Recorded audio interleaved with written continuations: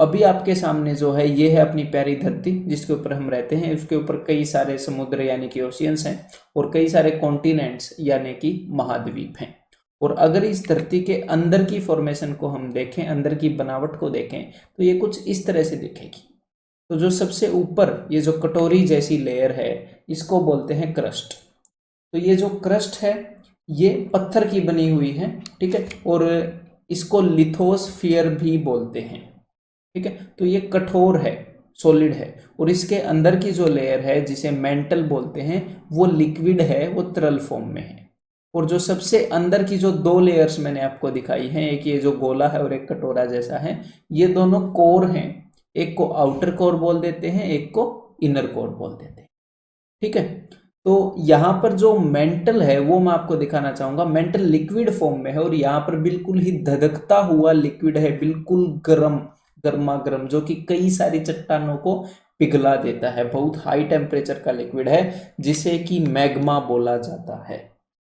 और ये जो हमारी धरती है इसके ऊपर जो लिथोस्फियर है वो उस मैग्मा के ऊपर तैर रहा है, जैसे पानी के ऊपर बर्फ तैरती है, ऐसे ही जो हमारी सबसे ऊपर वाली लेयर है वो उस मैग्मा के ऊपर तैर रही है। हालांकि ये जो बर्फ टूटी हुई है और बीच में से हमें पानी दिख रहा है, लेकिन हमारी जो क्रस्ट है वो ऐसे टूटी हुई नहीं है और बीच में से हमें मैग्मा नहीं दिखता। और बर्फ की काफी तेज मूवमेंट हो जाती है। बर्फ जैसे हिलती है ना पानी के ऊपर, ऐसे ही हमारी धरती जो है वो भी हिलती है, ठीक है। लेकिन बर्फ जितनी तेज नहीं हिलती है, बर्फ जितनी जल्दी नहीं हिलती है। और जैसे बर्फ के टुकड़े हैं ऐसे ही हमारी धरती के ऊपर टेक्टोनिक प्लेट्स हैं, ठीक है। ये अलग अलग जैसे व्हाइट बाउंड्री के साथ दिखाई गई हैं, ये टेक्टोनिक प्लेट्स हैं। अगर आप अपने इंडिया की टेक्टोनिक प्लेट देखेंगे तो यहाँ पर है इंडिया, ये ऑस्ट्रेलिया के साथ जुड़ के व्हाइट बाउंड्री जो आप देख रहे हो ये इंडियन टेक्टोनिक प्लेट है, ठीक है। तो जिस जिस हिसाब से ये जो इंडियन टेक्टोनिक प्लेट है और इसके ऊपर ये वाली यूरेशियन टेक्टोनिक प्लेट है, तो ये हर एक प्लेट आपस में मूव होती हैं, हिलती हैं। तो जब इंडियन टेक्टोनिक प्लेट ऐसे ऊपर की तरफ मूव हुई और यूरेशियन टेक्टोनिक प्लेट नीचे की तरफ मूव हुई, आपस में हिली, तब जाकर यहाँ पर दुनिया के सबसे यंगेस्ट फोल्ड माउंटेन्स बने। कौन से? हिमालयाज, जो इंडिया के ऊपर है, जो इंडिया को काफी काम आते हैं। तो मतलब कि ये प्लेट्स मूव होती हैं। तो ये अलग अलग प्लेट्स हैं।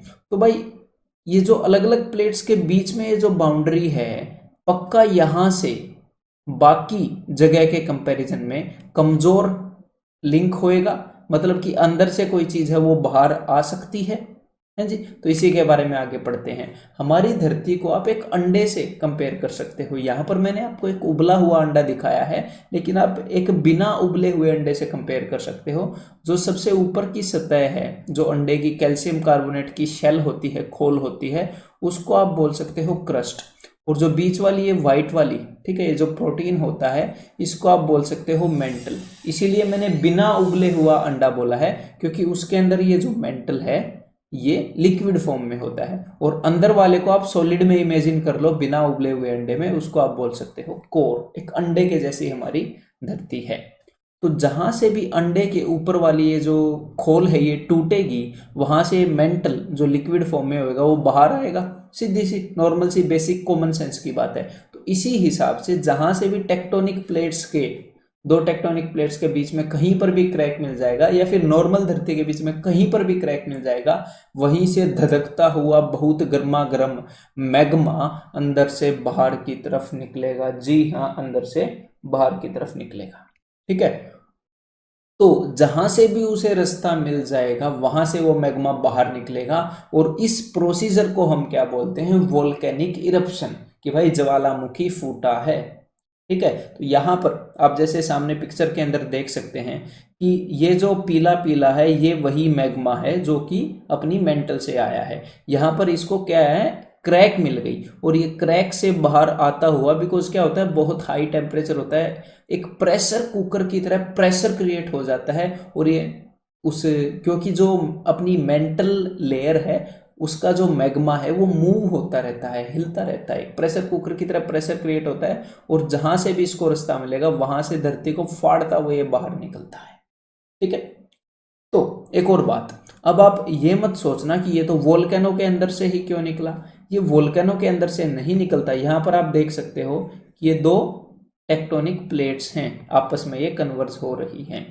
तो क्या हुआ, स्टार्टिंग में ये इस जगह से निकला, ये बाहर ये जो लिक्विड निकला जब ये धरती के अंदर होता है तो इसे हम बोलते हैं क्या, मैग्मा। ठीक है, इसे हम क्या बोलते हैं, मैग्मा।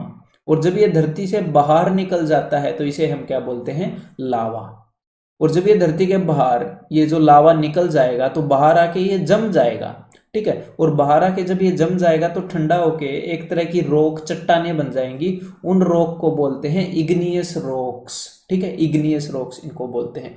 तो क्या हुआ, स्टार्टिंग में प्लेन जमीन पर ही ये निकला था, लेकिन ऐसे इग्नियस रॉक्स बनती रही, जमती रही, यहीं से कमजोर क्रैक इसे मिली हुई है, और ऐसे करके ये पूरा एक माउंटेन बन गया over a period of time. काफी लंबे समय में एक पहाड़ बन गया, वोल्केनो का माउंटेन बन गया। और जो ये कोन की टाइप का बन गया ना, देखो ये जो पहाड़ बन गया ये कोन टाइप का बन गया ऐसे, तो इसे सिंडर कोन भी बोलते हैं। क्या बोलते हैं इसे, सिंडर कोन। ठीक है, तो इसके बारे में सारी टर्मिनोलॉजी मैं आपको बताने वाला हूं। तो और जहां पर ये मैग्मा इकट्ठा हुआ है इसे मैग्मा चैम्बर बोलते हैं, मतलब एक ऐसा चैम्बर जहां पर मैग्मा इकट्ठा हो रखा है।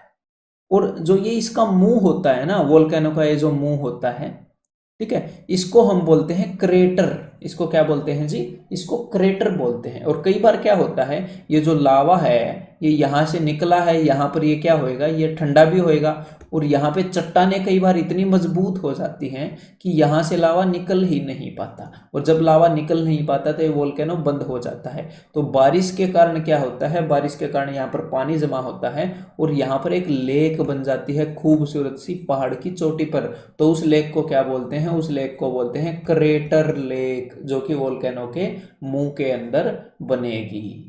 ठीक है मेरे भाई, और जब भी वोल्केनो फूटता है तो जो राख है वो बहुत कई किलोमीटर दूर दूर तक जाकर गिरती है, पूरे राख के बादल बन जाते हैं। ये आपको पता होना चाहिए।